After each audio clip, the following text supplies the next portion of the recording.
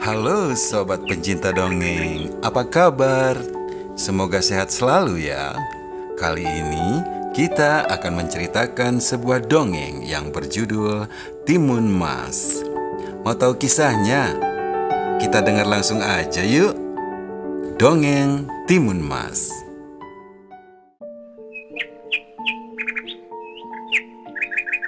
Dikisahkan di sebuah desa di daerah Jawa, hidup seorang perempuan parubaya yang bernama Mbok Srini. Mbok Srini hidup sebatang kara sejak ditinggal suaminya. Sepeninggal suaminya, Mbok Srini belum dikaruniai anak seorang pun. Hari demi hari, Mbok Srini lalui dalam kesepian. Di benaknya selalu berharap dapat memiliki seorang anak. Namun, semua itu hanyalah sebuah harapan, karena Mbok Srini sudah tidak lagi memiliki suami. Tidak putus asa, Mbok Srini terus berdoa siang dan malam, berharap datang sebuah keajaiban untuk dapat memiliki seorang anak. Hingga suatu ketika, karena malam telah larut, Mbok Srini beranjak melepas lelah menuju tempat tidur dan tertidur dalam sepi dan pekatnya malam. Dalam tidur yang lelap itu, Mbok Srini bermimpi didatangi raksasa. Raksasa itu memanggil, "Hai kau Mbok, kau pergilah ke hutan dan ambillah sebuah bungkusan di bawah pohon besar tempat engkau biasa mencari kayu bakar." Kemudian raksasa itu pun menghilang. Malam pun berlalu, dan saat terbangun di pagi hari, Mbok Srini dengan penuh keraguan dalam hatinya memikirkan mimpi itu. Berselang beberapa saat, dia pun beranjak dari tempat tidur menepis segala keraguan dalam hatinya dan bergegas menuju pohon besar tempat yang disuruh raksasa itu untuk mengambil sebuah bungkusan. Tentu dengan harapan keajaiban telah datang pada diri Mbok Srini.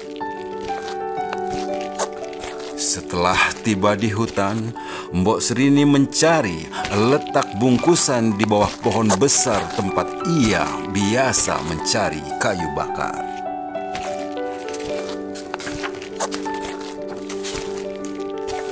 Namun, apa yang terjadi? Mbok Srini sangat terkejut saat menemukan bungkusan itu. Karena setelah dibukanya, bungkusan itu hanya berisi sebutir biji timun yang tadinya dikira berisi seorang bayi. Mbok Srini pun bergumam, "Kenapa raksasa itu memberikanku sebutir biji timun?" Mbok Srini pun tampak bingung penuh tanya dalam hatinya. Di tengah kebingungan dan kegundahan hatinya, tanpa dia sadari, ada sesosok raksasa berdiri tepat di belakangnya sambil tertawa terbahak-bahak. Suara tawa raksasa itu terdengar sangat keras. Mbok Srini seketika membalikkan badan dan betapa terkejutnya Mbok Srini karena raksasa itulah yang hadir dalam mimpinya. Mbok Srini ketakutan melihat sosok raksasa yang sangat menyeramkan itu.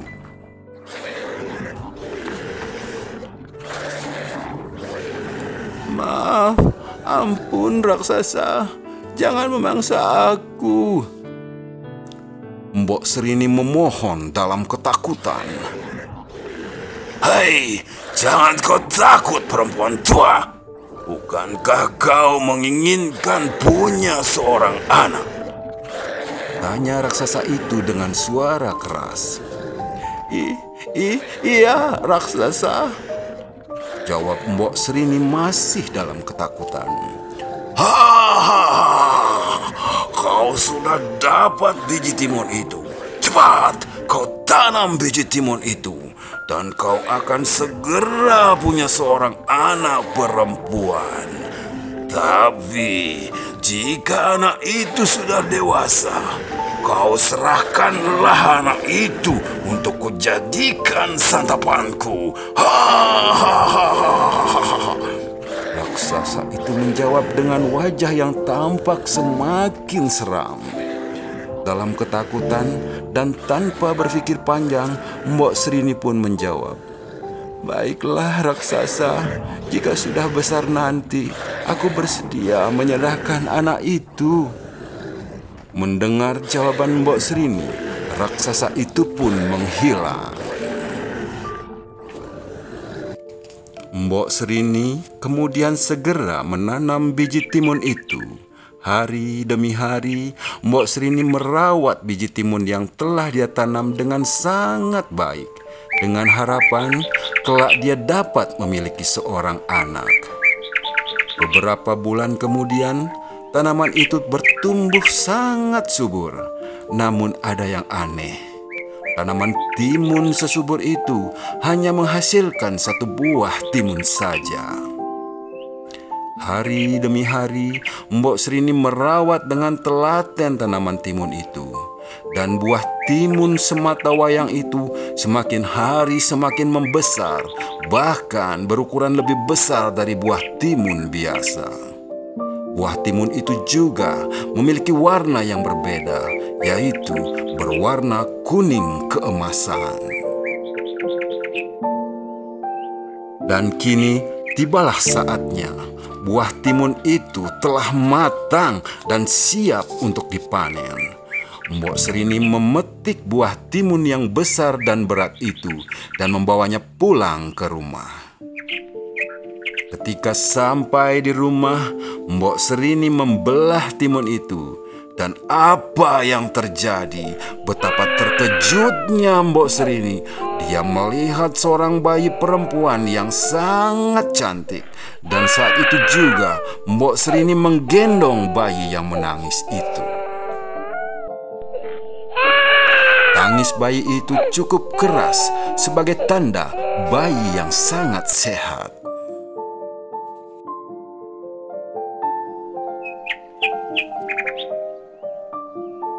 Kebahagiaan begitu sangat dirasakan Mbok Srini mendengar ada suara tangis bayi yang telah begitu lama dinantinya.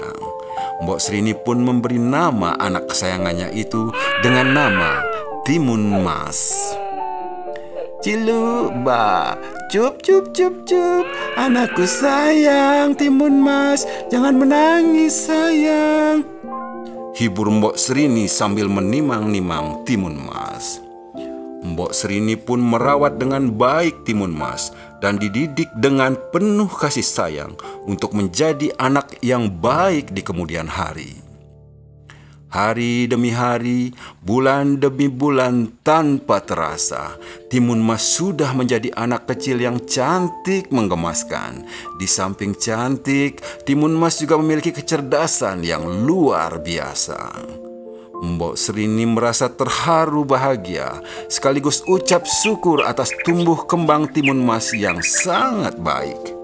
Kebahagiaan pun selalu terpancar di mata Mbok Srini, seakan dia lupa akan janji pada raksasa untuk menyerahkan Timun Mas kepada raksasa untuk menjadi santapannya. Hingga suatu ketika, saat Mbok Srini sedang bermain dengan Timun Mas di halaman rumah, mereka didatangi raksasa untuk menagih janji Mbok Srini menyerahkan Timun Mas. Betapa Mbok Srini terperanjat penuh dengan rasa khawatir di hatinya.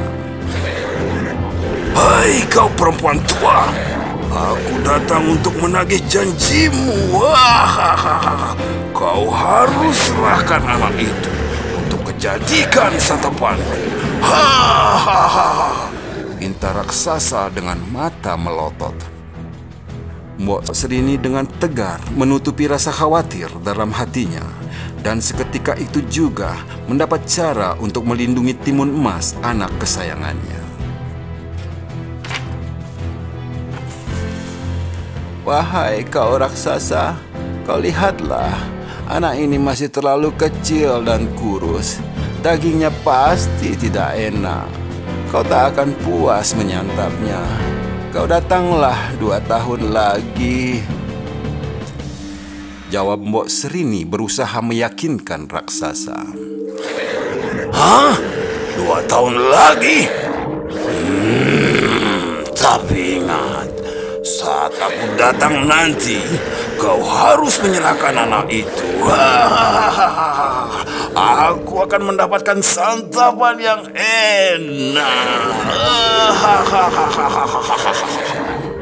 Jawab raksasa menggelegar dan berlalu ke tengah hutan. Sejak saat itu, Mbok Serini hari demi hari sering melamun dan berjalan seperti orang kebingungan.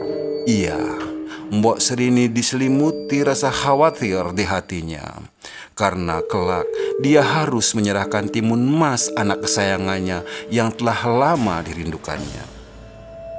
Mbok Serini akhirnya tampak tak mampu menutupi rasa kegundahan hatinya, dan timun emas pun dapat merasakan kegundahan hati ibunya.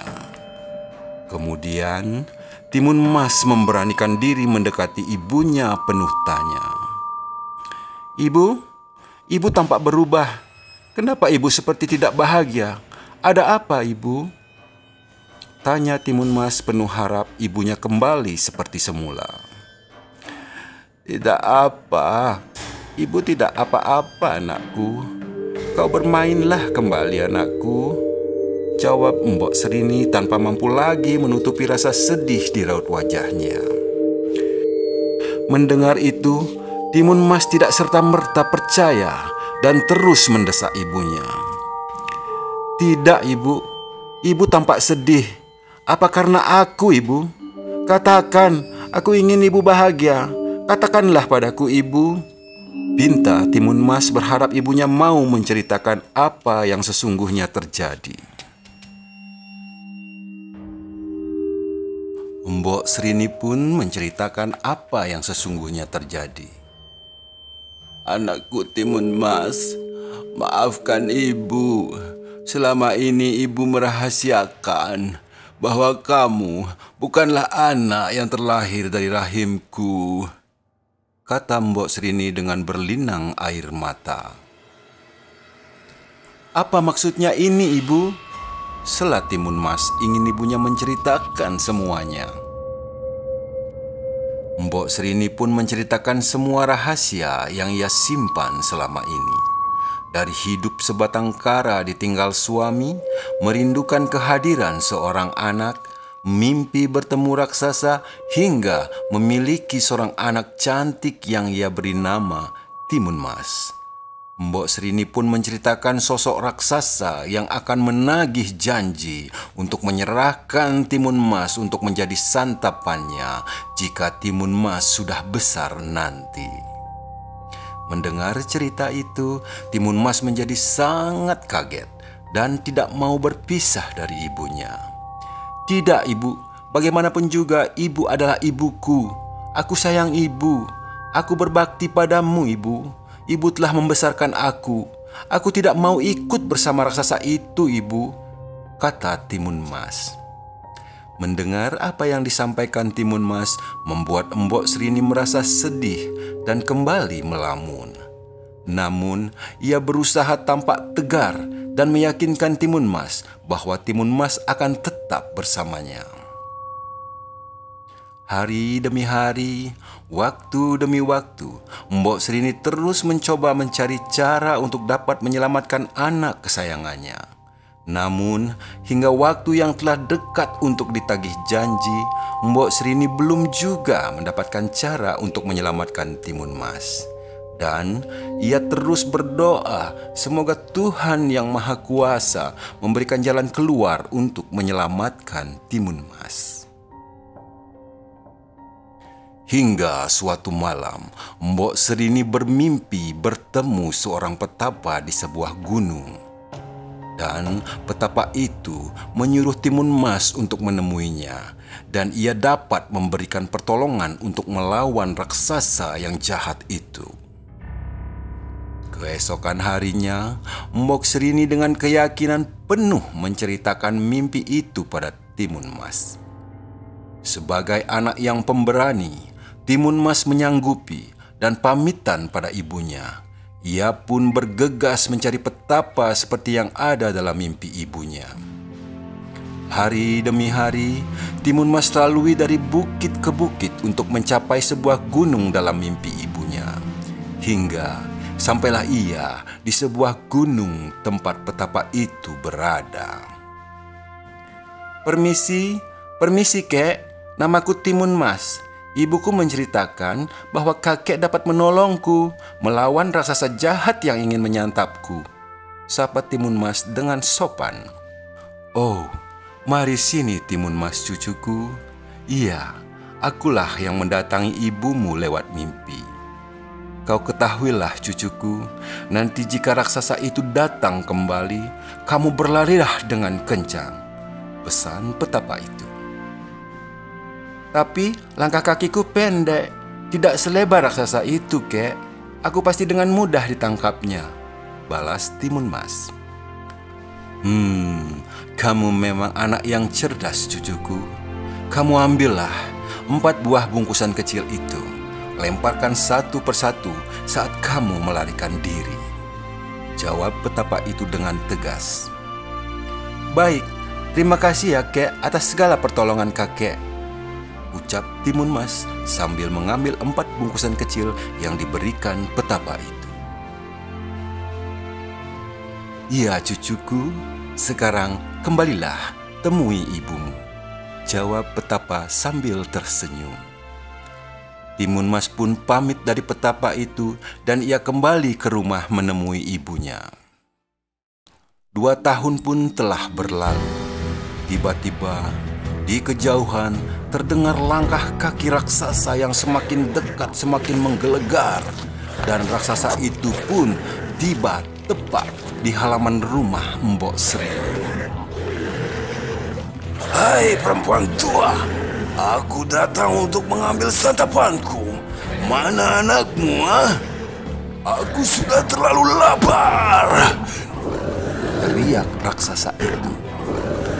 Mbok Srini berusaha menyabarkan raksasa itu. Raksasa, aku mohon, tolonglah, jangan kau makan anakku, jawab Mbok Srini. enak saja. Kau tak boleh berbohong. Aku tak mau kau mengingkari janjimu, perempuan tua. Mana anakmu? Mengingat janji yang telah diucapkannya, Mbok Srini pun membawa Timun Mas menemui raksasa itu. Timun Mas dengan tenang berdiri di samping ibunya dan berbisik. Tenang ibu, jangan khawatirkan aku ibu. Dan Timun Mas selalu ingat pesan petapa. Dia pun berlari sekencang-kencangnya. Hei, jangan kau lari bocah kecil, teriak raksasa. Raksasa itu pun mengejarnya. Timun Mas membuka bungkusan pertama pemberian petapa yang ternyata berisi biji timun dan melemparkannya ke arah raksasa. Keajaiban pun terjadi. Biji timun berubah menjadi ladang timun yang sangat luas dan berbuah sangat banyak. Raksasa kesulitan untuk mengejar Timun Mas karena terhambat ladang timun yang luas dan lebat. Batang pohon timun melilit kaki dan tubuh raksasa, membuat raksasa itu menjadi semakin marah.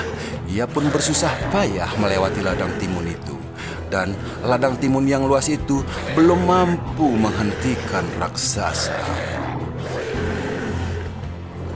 Kemudian bungkusan kedua dibukanya. Ternyata berisi jarum.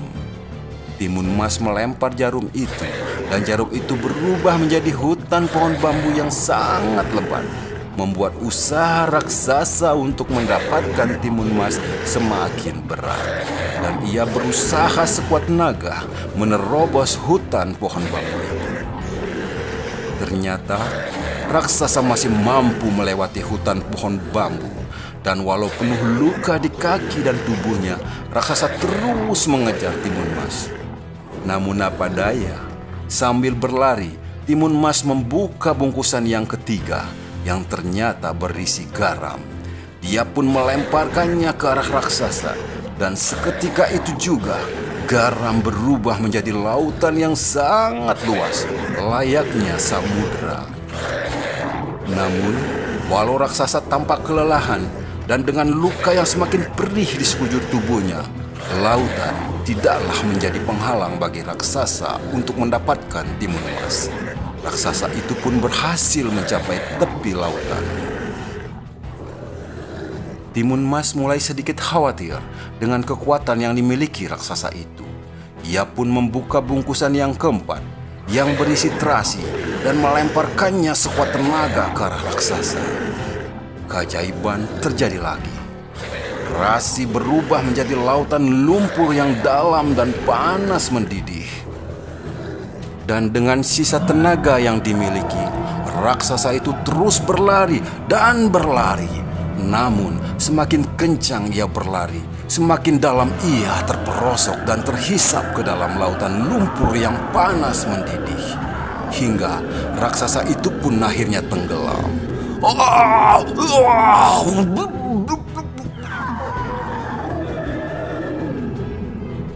Timun Mas merasa lega dan menghentikan langkah kakinya.